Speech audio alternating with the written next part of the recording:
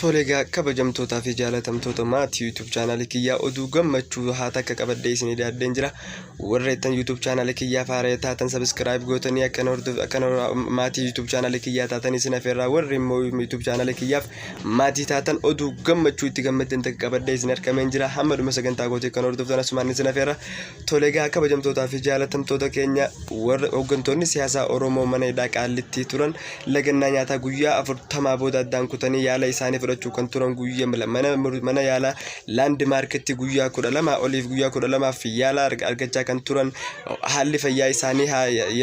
bareedaa gaarii ta'uudhaan amma gara mana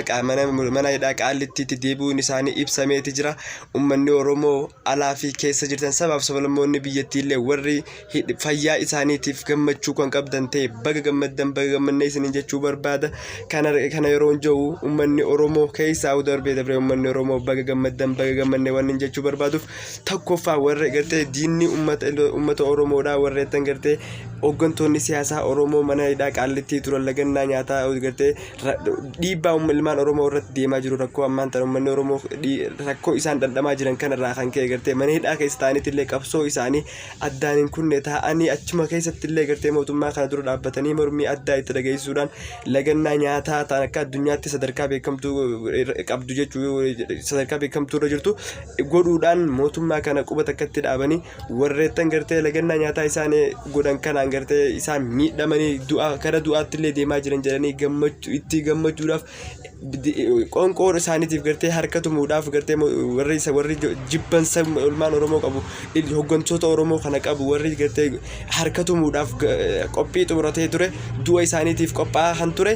baga gadditi ta'e walitti isin yaa dhaabbattu jechaanii gartee ilmaan Oromoo arraan tana xiqqishoo isin tunillee gammachuudha ittiin gammadanii gartee warra gartee du'a isaaniitiif gartee qophaa'anii eeggachuu turan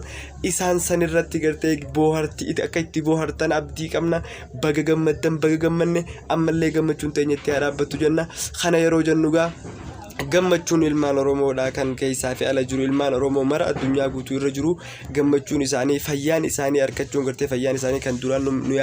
yaaddeessite ilmaan Oromoo addunyaa guutuu irra jiran kan yaadda'u turan ta'uun beekamaadha. Haa ta'u malee ammaan tana yaala argatanii mana hidhaa Qaallittiitti deebi'aniiru. Yeroo gaafa gammadaa baga gammaddan jennu kana gartee mana ofiitti galanii hidhaadhaa hiikaman akkan jennees gamanumaa warra eegatan gartee hooggantoonni paartii siyaasaa Oromoo keessaa fi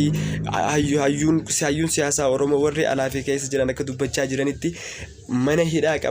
Qaallittiitti deebi'anii baga gammaddan. Haa ta'u malee gammaddaniitillee mana yaala argatan malee mana hidhaa keessaa hin baane mana hidhaa gartee diinaa keessa jiran waan ta'eef akka hin daganne asumaan dhaamsaas dabarsaati jiru. Kanaafuu uummanni Oromoo isii tanatti gammaddanii akka itti boortanis abdii qabna. Haa ta'u malee mana yaalaatii gara mana hidhaa Qaallittiitti deebi'u jechuun mana hidhaatii bahuun jechuudha miti. Ammallee fuulduratti sagalee taanee fi akka isaan hidhaa sanirraa illee galan fuulduratti kan gaafannu ta'uun keenya shakkii tokkollee hin qabu. Gartee uummanni Oromoo galatoomaa galanni keessan bilisummaa ta'u maaliif jennaan sababaan hooggantoonni siyaasaa Oromoo mana Qaallittii keessa turanii lagannaa nyaataa gartee mana hidhaa keessallee osoo jiranii osoo qabsoo addaan hin kutin qabu waan danda'anii lubbuu isaanii dabarsanii uummata Oromootiif kennuudhaan uummata Oromootiif qabsaanii lagannaa nyaataa lubbuu isaaniirra murteessanii gartee hanqa wareega lubbuu kafaluutiif illee murteeffatanii mana hidhaa keessatti lagannaa jalqabanii kun mana hidhaa san keessaa illee baasuuf fuulduratti illee qophiin akka baafnullee shakkii tokkollee hin qabu. Hooggantoonni siyaasaa Oromoo kunneen warri lagannaa nyaataa irra turan akka isaan lubbuun isaanii dabartu mootummaa fi warreettan biyya hoogganuu fi geejiyoonii fi daaree gartee warra qaama olaanuu warra jedhamaa ture gartee akka isaan yaalan arganne godhaa ture sun